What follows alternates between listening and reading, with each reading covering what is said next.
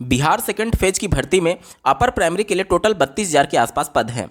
इस 32,000 में total 6 subject के लिए वैकेंसी आई हुई है। गणित एवं विज्ञान, सामाजिक विज्ञान और भाषा के टोटल 4 सब्जेक्ट हैं। पहला हिंदी, अंग्रेजी, संस्कृत और उर्दू।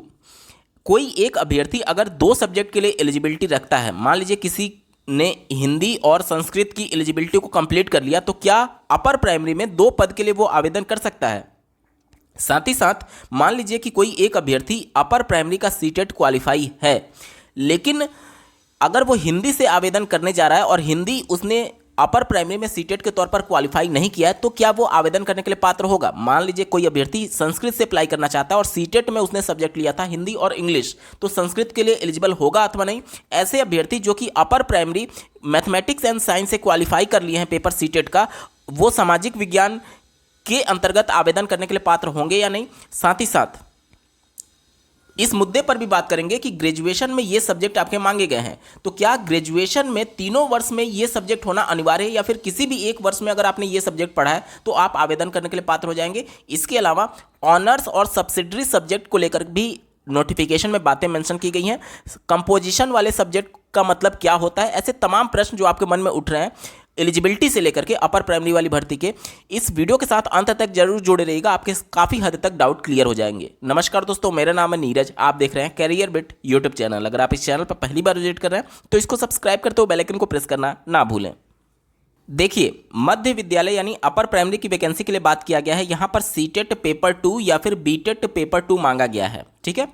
अब यहाँ पर ऐसे अभ्यर्थी, जैसे मान लीजिए आप संस्कृत से अप्लाई करना चाहते हैं और आपने हिंदी और अंग्रेजी से सीटेट क्वालिफाई किया है अपर प्राइमरी वाला, तो देखिए यहाँ पर ऐसा कोई शर्त तो नहीं लिखा गया कि आपका उस पेपर से सीटेट अपर प्राइमरी क्वालिफाई होना चाहिए, लेकिन आप इसको इस प्रकार से समझिए जैसे कि माध्यमिक विद्यालय की बात की जाती है यानी टीजीटी की, और उच्च माध्यमिक विद्यालय की बात की जाती है यानी पीजीटी की। इसमें भी केवल स्टेट पेपर 1 और स्टेट पेपर 2 लिखा गया, जबकि यहाँ पर आप देखेंगे तो सब्जेक्ट वाइज ये स्टेट के पेपर बिहार में होते हैं। तो ये तो अंडरस्टूड वाली चीज़ है ना कि अगर आप मान लीजिए कोई एक सब्जेक्ट से टीजीटी में अप्लाई करना चाहते हैं तो उसी सब्जेक्ट से आपका स्टेट भी क्वालिफाई होना चाहिए। अगर आप पीजीटी में अप्लाई करना चाहते हैं तो उसी सब्जेक्ट से आपका स्टेट पेपर 2 भी क्वालिफाई होना चाहिए। यही नियम आपका अपर प्राइमरी में भी लागू होगा। अगर आप लैंग्वेज वाले किसी पेपर से अप्लाई करना चाहते हैं, जैसे मान लीजिए आपने हिंदी से अप्लाई करना चाहते हैं और आपने संस्कृत और इंग्लिश से सीटेट क्वालिफाई किया है, तो इसी नियम के हिसाब से आप एलिजिबल नहीं होंगे। हालांकि ये शर्त मेंशन नहीं की गई है इस नोटिफिकेशन में, लेकिन ये सभी बातें अंडरस्टूड होती हैं, ठीक है। अगर आप कंफ्यूजन में हैं और अगर अपीयरिंग को मौका नहीं मिलता इन केस, तो आप आवेदन जरूर कर दीजिएगा जो भी आपका अपर प्राइमरी वाला होगा। लेकिन नियम यही कहता है कि जिस सब्जेक्ट के लिए आप अप्लाई करने जा रहे हैं उस सब्जेक्ट की शिक्षक पात्रता परीक्षा आपके पास होनी चाहिए। मतलब कि वो सब्जेक्ट का शिक्षक बनने के लिए आप सारी पात्रता को रखते हैं। और सारी पात्रता कैसे होगी? जैसे आप हिंदी का टीचर बनना चाहते हैं 6 से 8 वाली में, तो हिंदी से ही तो पात्रता पास होनी चाहिए। संस्कृत का बनना चाहते हैं तो संस्कृत से पास होना चाहिए। इसी प्रकार से अगर कोई कैंडिडेट गलती से मैथमेटिक्स एंड साइंस क्वालिफाई कर लिया है, लेकिन ग्रेजुएशन में उसके जो स्ट्रीम है वो एसएसटी के लिए बन रही है सब्जेक्ट कॉम्बिनेशन, तो मैथमेटिक्स एंड साइंस वाला थोड़ी चलेगा। आपका सामाजिक विज्ञान एसएसटी से आपका अपर प्राइमरी क्वालिफाई होना चाहिए, तभी आप आवेदन करने के लिए पात्र होते हैं। इन केस अगर आपके पास नहीं है तो आवेदन जरूर कर दीजिएगा। बाद में क्या होता है क्या नहीं होता है वो तो अलग मैटर है, क्योंकि बिहार में इस प्रकार की चीज़ें बहुत अनिश्चितता वाली रहती है। पिछले टीआरई में भी आपने देखा होगा, टीआरई 1 में ऐसी बहुत सी चीज़ें थी जिसको जांचा नहीं गया या फिर बाद में जांचा जाएगा, वो अलग मैटर है। अगर आप चाहते हैं तो आवेदन कर दीजिएगा, लेकिन नियम यही कहता है कि जिस सब्जेक्ट से आप अप्लाई करना चाहते हैं अपर प्राइमरी का सीटेट उसी सब्जेक्ट से क्वालिफाई होना चाहिए। अगर आप मैथमेटिक्स एंड साइंस से करना चाहते हैं तो मैथमेटिक्स एंड साइंस से ही अपर प्राइमरी आपका क्वालिफाई होना चाहिए। अगर आप एसएसटी से करना चाहते हैं तो एसएसटी से होना चाहिए। इंग्लिश, मैथ, उर्दू, जिस भी सब्जेक्ट से आप अप्लाई करना चाहते हैं उस सब्जेक्ट से आपका सीटेट अपर प्राइमरी वाला क्वालिफाई होना चाहिए। पहला डाउट आपका क्लियर हो गया। अब 6 से 8 वाली भर्ती में भाषा विषय यानी कि भाषा विषय की बात की गई है, यानी कि 4 जो लैंग्वेज था, हिंदी, इंग्लिश, उर्दू और संस्कृत, 4 लैंग्वेज में से कहा यह जा रहा है कि आपका जिस भी लैंग्वेज से आप अप्लाई करना चाहते हैं वो स्नातक स्तर पर प्रतिष्ठा यानी कि ऑनर्स या फिर आनुषांगिक यानी कि सब्सिडरी विषय के रूप में संबंधित भाषा पठित हो। अब इसका मतलब क्या होता है, ऑनर्स और सब्सिडरी सब्जेक्ट क्या होते हैं, इसके बारे में बात कर लेते हैं। जैसे देखिए, हमारे यहाँ हमारे देश में 2 प्रकार के ग्रेजुएशन कोर्स ऑफर किए जाते हैं। एक तो नॉर्मल ग्रेजुएशन होता है, जैसे कि कई राज्यों में क्या होता है कि आपको ग्रेजुएशन में 3 सब्जेक्ट पढ़ने होते हैं। 2 साल तक आप 3 सब्जेक्ट को रेगुलर पढ़ेंगे और तीसरे साल में जाकर के एक सब्जेक्ट आप छोड़ देते हैं और 2 सब्जेक्ट को पढ़ते हैं। ये होता है नॉर्मल ग्रेजुएशन का कोर्स, ठीक है। और एक होता है ऑनर्स कोर्स, जैसे कि आप मान लीजिए फिजिक्स ऑनर्स से अपना ग्रेजुएशन कंप्लीट करना चाहते हैं। ऑनर्स का मतलब ये हो गया कि आपका मेन सब्जेक्ट वो होगा, मेन सब्जेक्ट जैसे फिजिक्स ऑनर्स आपने किया तो फिजिक्स आपका मेन सब्जेक्ट हो जाएगा, वो आप 3 साल पढ़ेंगे। बाकी कुछ सब्जेक्ट आपके सब्सिडरी के तौर पर यानी सहायक, जिसे अनुषांगिक भी कहते हैं, उसके तौर पर रखा जाता है। और कुछ सब्जेक्ट आपके कंपोजिशन होते हैं, कंपोजिशन यानी कि लैंग्वेज वाले सब्जेक्ट, ठीक है। तो यहां पर कंपोजिशन का तो बात ही नहीं किया गया है, तो कंपोजिशन वाले सब्जेक्ट को कंसीडर करेंगे या नहीं करेंगे, नोटिफिकेशन के अनुसार कुछ भी स्पष्ट नहीं किया गया है। जैसे मान लीजिए कि ग्रेजुएशन लेवल पर किसी ने कंपोजिशन में मान लीजिए हिंदी पढ़ लिया, तो क्या वो हिंदी विषय के लिए पात्र होगा? यहां पर कंपोजिशन विषय के बारे में चर्चा नहीं किया गया है। लेकिन अगर आपके रिजल्ट में मेंशन है तो आपके पास अब कोई चारा तो है नहीं। मान लीजिए आप हिंदी से अप्लाई करना चाहते हैं और इसके अलावा किसी से आप एलिजिबल हो ही नहीं पा रहे हैं, तो उस कंपोजिशन वाले सब्जेक्ट को लेकर के ही आप आगे प्रोसीड हो जाइएगा। इसलिए मैं बता रहा हूं क्योंकि आपके पास कोई दूसरा चारा है नहीं। अगर आप इसमें भर्ती में सम्मिलित होना ही चाहते हैं तो भले ही नोटिफिकेशन में बातें मेंशन नहीं की गई हैं, लेकिन आपके पास कोई दूसरा चारा नहीं है। लेकिन इस नोटिफिकेशन के हिसाब से ऑनर्स और सब्सिडरी वाले सब्जेक्ट को ही माना गया है। तो देखिए, ग्रेजुएशन मैंने बताया कि 2 प्रकार से होता है। पहला, स्टार्टिंग से आप 3 सब्जेक्ट लेकर के चलते हैं जिसे नॉर्मल ग्रेजुएशन वाले कोर्स कहते हैं, या फिर आप इसे सामान्य ग्रेजुएशन कोर्स कहते हैं। इसमें क्या होता है, 3 सब्जेक्ट आप स्टार्टिंग से लेकर के चलते हैं और अंतिम वर्ष में जाकर के, 3rd ईयर में जाकर के आप एक सब्जेक्ट को छोड़ देते हैं और 2 सब्जेक्ट पढ़ रहे होते हैं, ठीक है। ये होता है नॉर्मल ग्रेजुएशन वाला। और एक होता है ऑनर्स, यानी कि जिस सब्जेक्ट का आप डीप स्टडी करना चाहते हैं वो 3 साल पढ़ते हैं। जैसे ऑनर्स में वो एक मेन सब्जेक्ट हो जाएगा, ऑनर्स जिस भी सब्जेक्ट से आप करेंगे वो मेन सब्जेक्ट हो जाएगा, वो तो 3 साल पढ़ेंगे। बाकी के जो सब्जेक्ट होते हैं वो सब्सिडरी सब्जेक्ट बोले जाते हैं। यानी कि अगर आप 6 से 8 के लिए भाषा विषय यानी कि लैंग्वेज का टीचर बनना चाहते हैं, तो उस कंडीशन में या तो आपका उस सब्जेक्ट से ऑनर्स होना चाहिए, यानी 3 वर्ष आप पढ़े होने चाहिए, या फिर सब्सिडरी होना चाहिए। सब्सिडरी आप 1 साल भी पढ़ सकते हैं और 2 साल भी पढ़ सकते हैं। यानी इससे ये बात स्पष्ट हो गई लैंग्वेज वाले के लिए कि 3 वर्ष पढ़ने की अनिवार्यता नहीं रखी गई है, क्योंकि ऑनर्स बोला गया, ऑनर्स में तो 3 साल पढ़ा जाता है। साथ ही साथ ऑब्लिक करके आनुषांगिक यानी सब्सिडरी बोला गया। सब्सिडरी में जरूरी नहीं है कि वो सब्जेक्ट 3 वर्ष हो।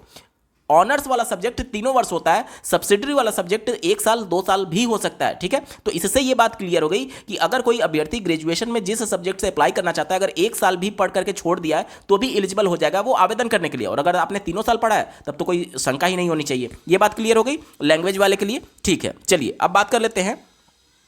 यहां पर देखिए, लैंग्वेज वाले में कंपोजिशन वर्ड यूज नहीं किया गया। मैं फिर से बता दूं, बार बार आप लोग के कमेंट के माध्यम से प्रश्न आते हैं, इसलिए मैं जोड़ दे रहा हूं। कंपोजिशन वर्ड यूज नहीं किया गया, सिर्फ ऑनर्स और सब्सिडरी वर्ड यूज किया गया है।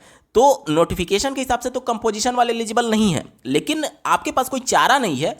इस वजह से मैं बता रहा हूं कि अगर आप आवेदन करना चाहते हैं तो कर दीजिएगा, भविष्य में जाकर के क्या होगा क्या नहीं होगा, लेकिन अपने लिए थोड़ा सा खतरा समझिएगा कंपोजिशन वाले, ठीक है, क्योंकि नोटिफिकेशन में बातें मेंशन नहीं की गई हैं, ठीक है। चलिए अब बात करते हैं अगले विषय के बारे में। अगला विषय गणित वाले के बारे में पहले बात कर लेते हैं, गणित और विज्ञान के बारे में, ठीक है। देखिए, ये 5वें नंबर पॉइंट में यहाँ पर मेंशन किया गया, गणित और विज्ञान वाले सब्जेक्ट के लिए आपका ग्रेजुएशन लेवल पर या तो मैथमेटिक्स होना चाहिए, फिजिक्स होना चाहिए, केमिस्ट्री होना चाहिए या फिर बायोलॉजी होना चाहिए। इनमें से कोई भी 2 विषय आप ग्रेजुएशन लेवल पर पढ़े होने चाहिए।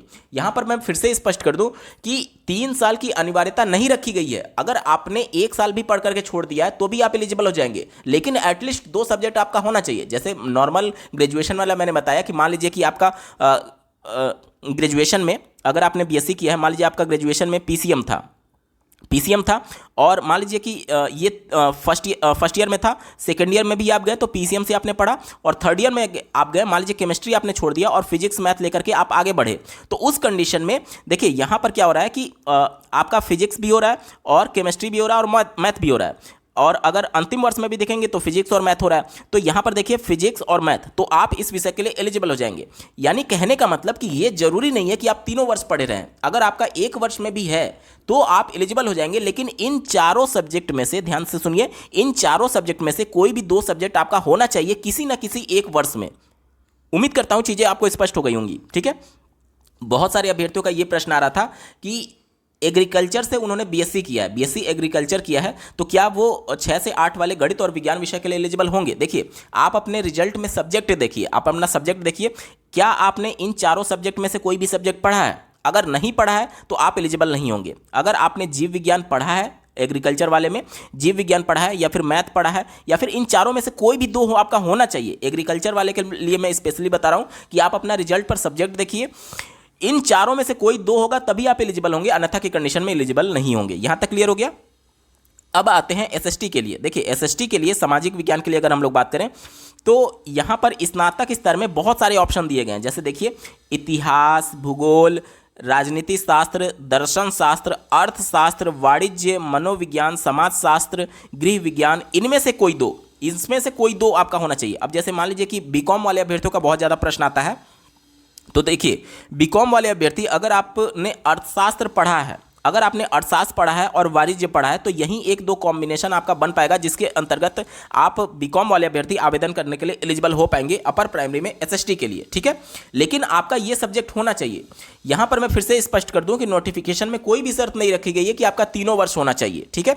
अगर आपने 1 वर्ष भी पढ़ा है, ठीक है, ध्यान से सुनिए, अगर आपने 1 वर्ष भी पढ़ा है या फिर 2 वर्ष भी पढ़ा है या फिर 3 वर्ष में आपका ये सब्जेक्ट था, एटलीस्ट 2 सब्जेक्ट दिए गए ऑप्शंस में से कोई भी 2 सब्जेक्ट का ऑप्शन आपके रिजल्ट में होना चाहिए, यानी आपका रिजल्ट 2 सब्जेक्ट से होना चाहिए, ठीक है।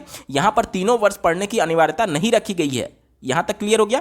यानी कि एसएसटी वाले अभ्यर्थी इतिहास, भूगोल, राजनीति शास्त्र, दर्शन शास्त्र, अर्थशास्त्र, वाणिज्य, मनोविज्ञान, समाजशास्त्र, गृह विज्ञान, इनमें से कोई भी 2 अगर आपके स्नातक स्तर पर आपने पढ़ा है, ग्रेजुएशन लेवल पर पढ़ा है, तो आप एलिजिबल होंगे आवेदन करने के लिए। अब मैं समझता हूं कि जो भी आपके डाउट थे अपर प्राइमरी के एलिजिबिलिटी से संबंधित वो सभी दूर हो गए होंगे। बावजूद इसके अगर आपका कोई डाउट रह जाता है तो कमेंट के माध्यम से पूछ सकते हैं। इस वीडियो को देखने के लिए आपका बहुत बहुत धन्यवाद। भगवान करे आपका दिन शुभ हो।